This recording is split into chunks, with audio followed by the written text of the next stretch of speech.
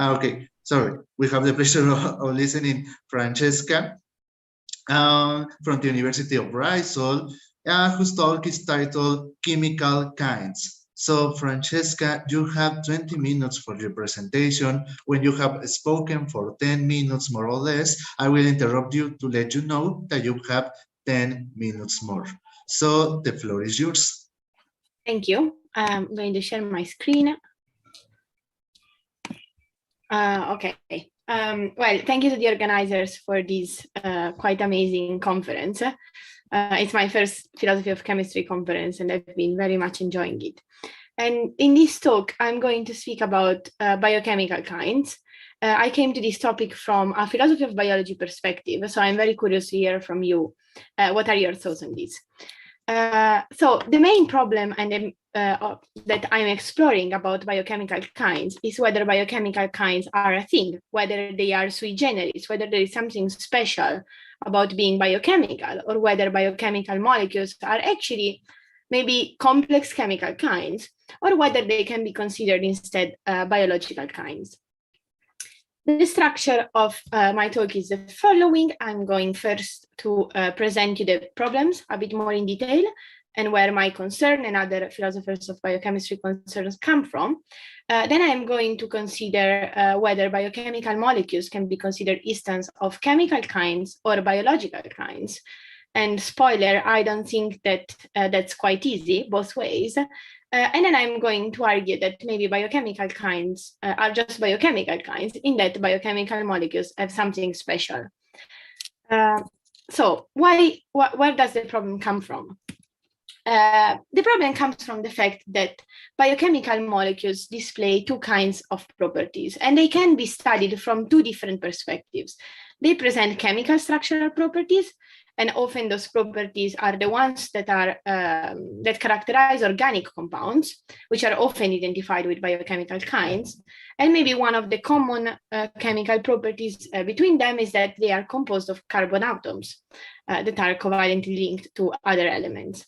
At the same time, though, they also present functional properties, and these properties are related to the role that these biochemical kinds have in biological systems. And exactly this role might allow them to, or rather might allow us or scientists to track a form of evolutionary history of those molecules.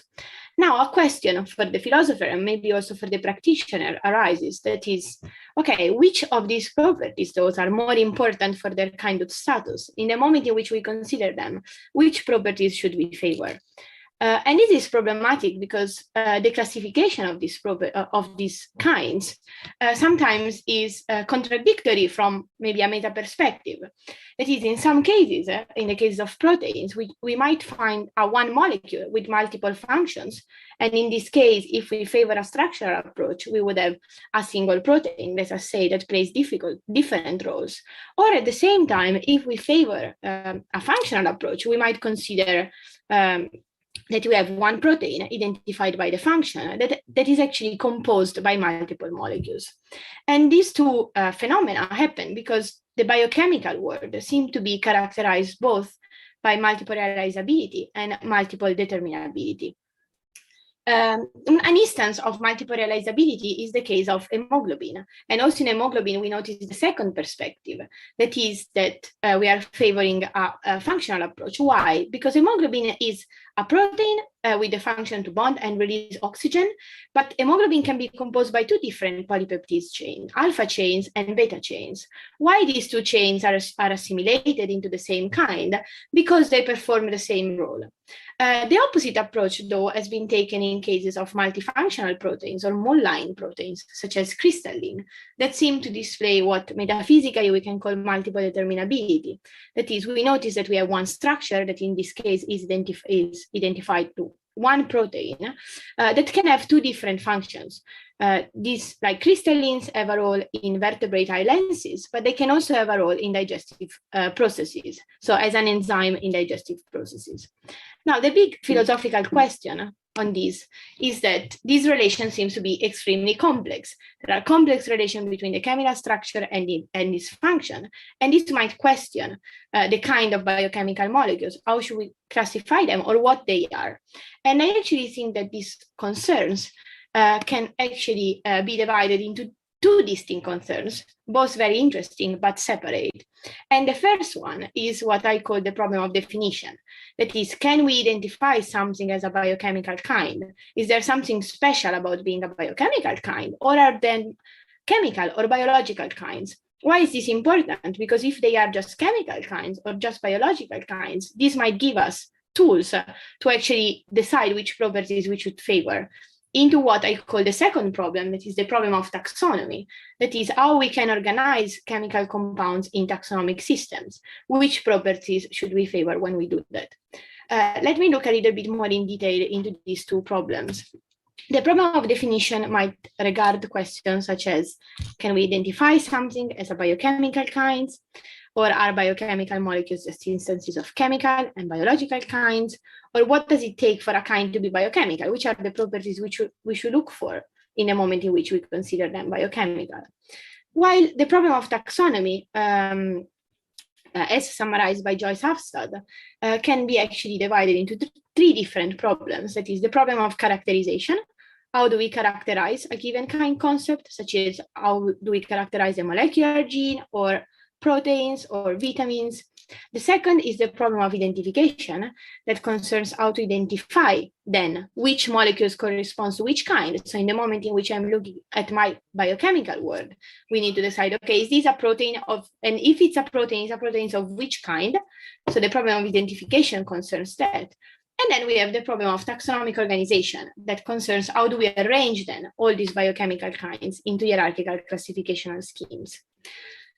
In my talk, I don't have time to discuss both problems, so I'm going to start discussing the problem of definition. Why do I do that? Because I think that in a way, answering the question of whether there is something such as being a biochemical kind can then help us to answer the problem of taxonomy. And this is something that a previous instance in the history of chemistry seems to be the periodic table. So in the moment in which we started to understand what elements were, this helped us then to settle down on the taxonomy. Okay, so how can we answer the problem of definition? In order to do that, I think we can consider whether biochemical molecules can be chemical or biological kinds first. So granted that there is biochemical kinds talk, so I'm not making up the category biochemical kinds myself. Biochemistry is a quite successful discipline. Its successes in the recent years have been growing. I think that this motivates the question of inquiry a bit more into like what they might be. And so the two questions are, okay, are they chemical or are they biological? Briefly speaking, chemical kinds and chemical kind membership seems to be given in terms of various forms of microstructuralism, in the sense that kind membership is confirmed by microstructural properties. Often this position is referred to in terms of essentialism. And in the case of biochemical compounds, we might even be quite loose in what we mean by microstructural properties, in the sense that we can consider all those properties that concern the structure of the molecule. Chemical kinds are natural kinds. It's something that it is more or less accepted. And taking a very basic definition of natural kinds, they can be deemed so because they are discussed by science. They are projectable in that I can make inferences from one chemical instance to another, considering the fact that they are chemical kinds. And they are nodes in causal network. What does that mean? It means that they have a causal impact on the world. On the opposite, biological kinds are mostly individuated by evolutionary history. Also, this sometimes is referred to in terms of historical essentialism, but we don't need to be committed to essences to accept the fact that kind membership in biology seem to be confirmed mostly via diachronic properties. They can be causal, they can be phylogenetic descent, and so often these kinds are referred to as etiological or historical kinds. Also in this case, these kinds are discussed by science, they are projectable, and they are nodes in causal network. They are projectable because, again, once I consider the evolutionary history of a species, I can understand more about about a member of the species and about other members. And at the same time, the evolutionary history has caused the presence of some properties that then might have impact on the world, such as reproduction, for instance. Okay, now The question is, what if biochemical kinds are chemical? If biochemical kinds are chemical, then we focus on the structure of the chemical molecules, in particular microstructural properties. And this might seem reasonable. Why? Because maybe these properties are the most stable one. So we are looking for what doesn't change. And for instance, in proteins, one can consider the primary structure as those that doesn't change, as other structural properties that are then related to the function of the proteins change in context. And also some have been arguing that the primary structure is what provides the crucial information for other features than the protein is going to display. This view would lead us to a reductionist view of biochemical kinds. And here we find two theses. The first one is that there are no biochemical kinds per se. So actually, biochemistry refers to chemical kinds when they speak about biochemical kinds. And biochemical molecules only instantiate chemical kinds. Why? Because the core properties, the stable properties, are actually chemical structural properties or microstructural properties. What is the main shortcoming of this view is that the actual reduction of the functional properties to chemical ones still need to be proved. This doesn't, of course, completely condemn the view. It just means that the reductionist needs to do further steps in order to prove that the microstructure is the view that we should take. What if biochemical kinds instead are biological? Indeed, biochemical molecules do not only display chemical structure, but they also display functional and etiological properties. And these seem to be the properties that are relevant for a kind to be biological. For instance, Bartol notices that, and he notices that while maybe the structure of a protein changes in context, actually the evolutionary history is what is stable. Indeed, the main thing that we can point out and that we can identify concerning a protein is the Excuse protein. me, Francesca, only for say 10 minutes more. Yeah, thank you. Is the protein historical trajectory. And even the chemical properties then can be considered only a result of the latest stages of the protein evolutionary history. In this case, we find an anti-reductionist biological view of biochemical kinds. Also here, there are no biochemical kinds per se, and biochemical molecules only instantiate biological kinds. Why? Because it is actually the function that is the reason why they have been retained through evolutionary history that seems to be more relevant, and even more, it is the evolutionary trajectory. What is the problem in this case? The problem in this case is that the structural properties are actually important for the identification of the kind and for the understanding of its properties. Again, function and structure are related, and so function, structure, and evolutionary history are related. Also, a biological approach might not be fine-grained enough. Indeed, there are some structural differences that can then lead to misfunctions of the proteins or of the given biochemical kinds that we are considering. Another view that has been discussed in the literature is that biochemical molecules actually instantiate both chemical and biological kinds. Again, also according to this view that has been discussed by Bartol in 2016, there are no biochemical kinds per se, and in every biochemical compound, there are two kinds instantiated, a chemical kind and a biological one. The chemical kind is then defined by the chemical structure, while the biological one is defined by function and evolutionary history. What is the main problem of this view is that this view does not relate the two instantiations of the two kinds. It does not offer any reason why the two sets of properties, the biological one and the chemical one, should be related.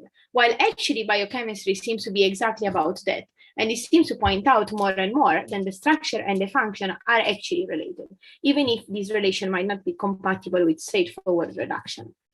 So, granted that we have this biochemical kinds talk and that it seems that biochemical molecules are not instances of chemical kinds nor of biological kinds, I think that it's worth exploring the thesis that maybe biochemical molecules instantiate biochemical kinds and that the biochemical kind category might have some status of its own. So this is what I'm going to suggest in the last part of this talk. Okay, so again, making a little recap, here I'm considering the problem of definition. That is the problem that asks whether biochemical kinds can be sui generis or whether they can be reduced to biological or chemical kinds. We have seen that they cannot. And so I think that we can ask whether they are natural kinds per se. And a way to do this is to say whether they satisfy some naturalness criteria, so criteria for which some categories might be natural. And here I'm following Mohamed Khalidi account of natural kind, which seems to be not too heavy, metaphysically speaking. And he proposes three main criteria. The fact that kinds should figure in scientific theories, and this to be pretty easy, given that this is our starting point. Then these kinds need to be projectable, and they need to be nodes in causal networks. In order to do that, we need to consider which properties are the properties relevant for the kind that we are exploring, or the kinds of which we are exploring the natural status. And specifically, and specifically, I think that biochemical kinds present three sets of properties. They have a chemical structure and some chemical properties. They have a biochemical functions, and also there are some etiological considerations that can be made in order for a kind to be considered biochemical. And this can be direct or indirect.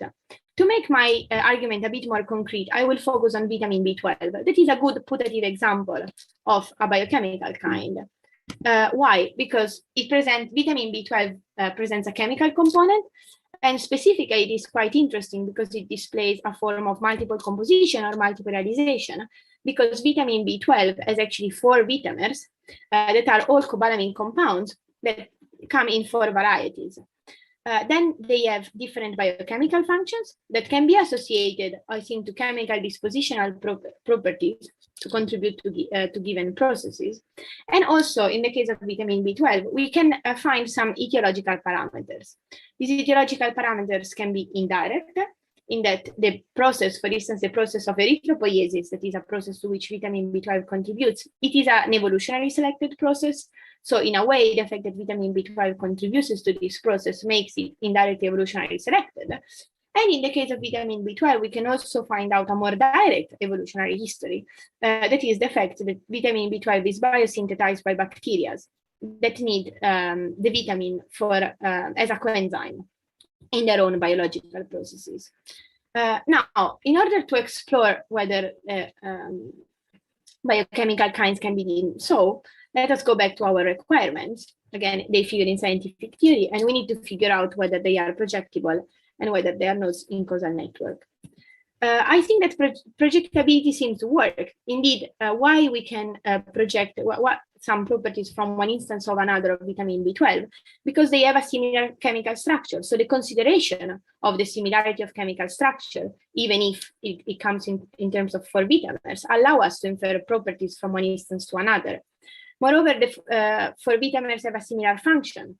So again, the consideration of the fact that there are these chemical compounds that then can have specific causal contributions allow us to infer the properties from one kind to another. And the same can be said for the evolutionary history.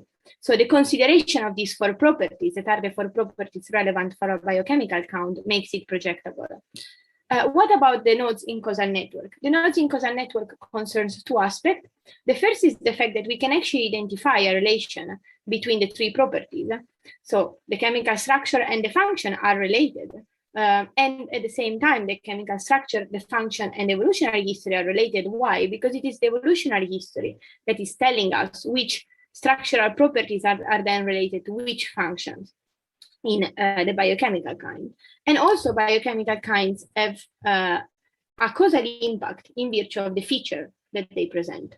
So they are coenzyme in different processes, and they actually make a huge causal impact. So I think that in vitamin B12, we can see that biochemical kinds present respect the 3 requirements for naturalness. They figure in scientific theories, they are projectable, and they contribute causally to networks of the world. And what is even more interesting is that these 3 properties are also shared by other biochemical kinds. They are shared by proteins. More standardly, they display structure, function, and a form of evolutionary history. DNA and RNA display structure, function, and a form of evolutionary history, which is even more direct compared to the ones of other biochemical kinds or biochemical compounds. Carbohydrates display the same. And it seems that we can generalize the argument. So concluding, I think that biochemical kinds could be natural kinds themselves. and could be natural kind themselves in the moment in which we consider the complexity of their properties that comprise chemical properties, considerations of a biochemical function, and some etiological considerations. And these properties respect the requirement for naturalness. In conclusion, what I have done in this talk, I have considered the nature of biochemical molecules that present both biological and chemical properties, and the fact that they present two properties might create two problems: a problem of definition, what are these biochemical kinds, if anything, and a problem of taxonomy that I haven't considered here. I have argued for the naturalness of biochemical kinds, saying that I think that the biochemical molecules instantiate something special. What is the benefit of this view is that it presents a unified view of these molecules. So they are not dual kinds, as in Bartol, for instance, and at the same time, it seems to be in line with scientific practice that considers these three properties at the same time. And I thank you all for your attention and the meta science project that is funding my research.